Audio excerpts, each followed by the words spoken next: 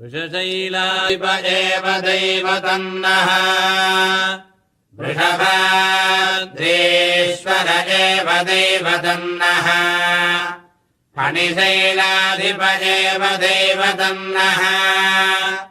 भगवान् वेङ्कट एव दैवतन्नः श्रीनिवासः परदैवतन्नः श्रीनिवासः परमं धनन्नः श्रीनिवासः कुलदैवतन्नः श्रीनिवासः परमागजन्नः भद्राब्जे भाग्यलक्ष्मीः करतलकमले सर्वदा दानलक्ष्मीः दोर्दण्डे वीरलक्ष्मीः हृदयसरसिजे बोधकारुण्यलक्ष्मीः खड्गाग्रे शौर्यलक्ष्मीः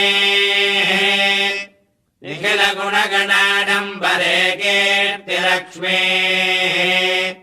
सर्वाङ्गे सौम्यलक्ष्मीः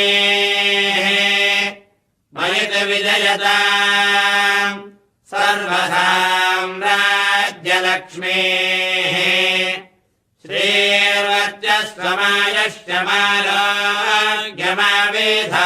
श्रीर्वर्चस्वमायश्चमारोग्यमावेधाच्चोभमानम् महीयते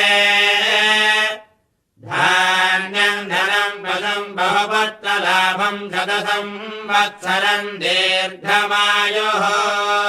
श्रियः कान्ताय कल्याणनिधये श्रीवेङ्कटनिवासाय श्रीनिवासाय